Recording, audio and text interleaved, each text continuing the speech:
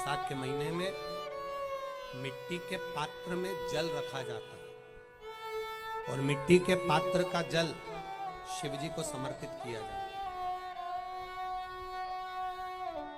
बैसाख चरित्र स्कंद पुराण में उठाकर पढ़ना कि आखिर मिट्टी के पात्र का जल बैसाख के महीने में शंकर को क्यों चढ़ाया जाता है। अगर मिट्टी का पात्र भी नहीं हो, तुम्हारे घर में मटका हो, सुरई हो, वो भी नहीं हो, तो एक दिए में मिट्टी के पानी भर लो और वो पानी तांबे के कलश के अंदर जो पानी है उसमें मिला लो। पर मिट्टी का जल शिव जी को क्यों चढ़ाया जाता है?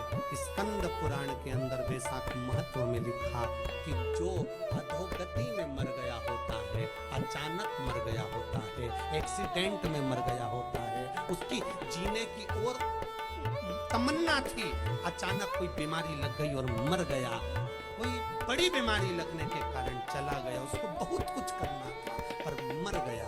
उसके लिए बैसाख महीने में शंकर भगवान को जब मिट्टी के पात्र का जल समर्पित करते हैं तो वो जीव तड़पता नहीं है, कहीं भटकता नहीं है। उसको गया में पितरों में मिलाया कि नहीं मिलाया, भद्र विशाल में ब्रह्म का पाली करी कि नहीं करी, कभी पिंडदान, कभी तर्पण, तिलांजलि हुई कि नहीं हुई, पर मिट्टी के पात्र का जल बैसाख महीने में शिव जी को चढ़ाया जाता है तो वो जीव कहीं पर भी हो उसकी मुक्ति हो जाती है, उसका मोक्ष हो।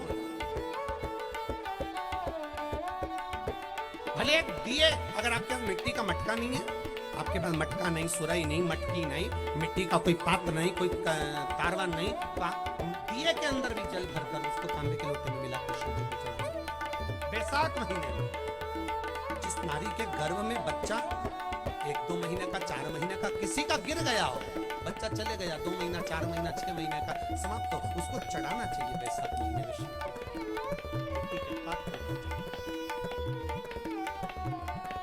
परिवार में कोई अधोगति में चले गया,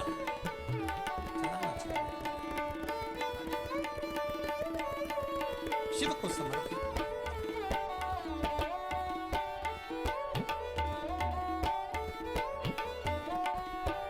उसका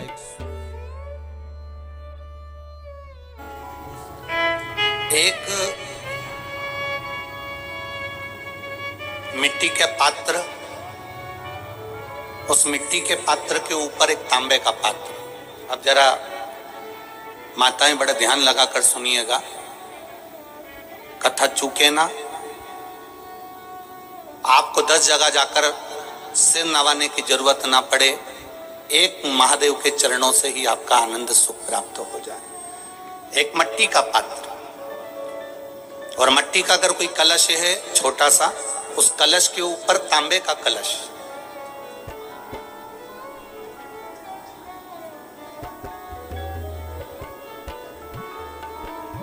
माता प्रसूति, दक्ष प्रजापति और माता वीरणी, इन तीनों का स्मरण कर कर जो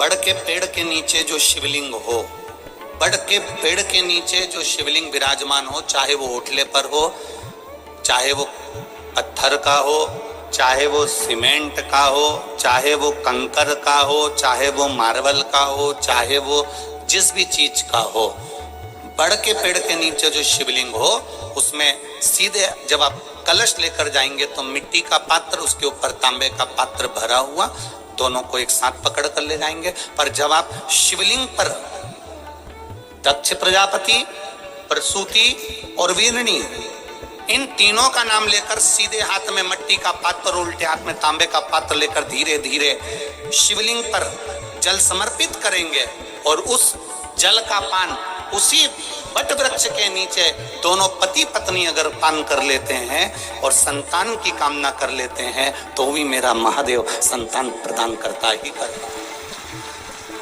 पर ये जो क्रम किया जाता है ये केवल बैसाख के महीने में ही किया जाता है, इसके सिवाय इसको आप अन्य महीनों में नहीं कर सकते, केवल एक बैसाख।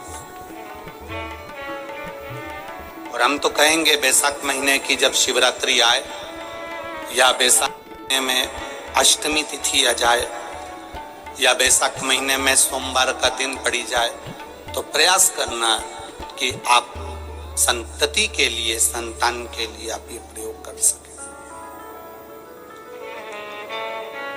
शिव तत्व की प्राप्ति। जिन निसंतान दंपति को संतान की चाहत है, यह उपाय करें, आपके घर में बच्चों की किलकारी गूंजेंगी। अगर आपको यह उपाय वाला वीडियो पसंद आया होगा तो लाइक करिएगा, शेयर करिएगा। मेरे चैनल में नए होंगे तो मेरे चैनल को सब्सक्राइब करिएगा। श्री शिवाय नमस्तु।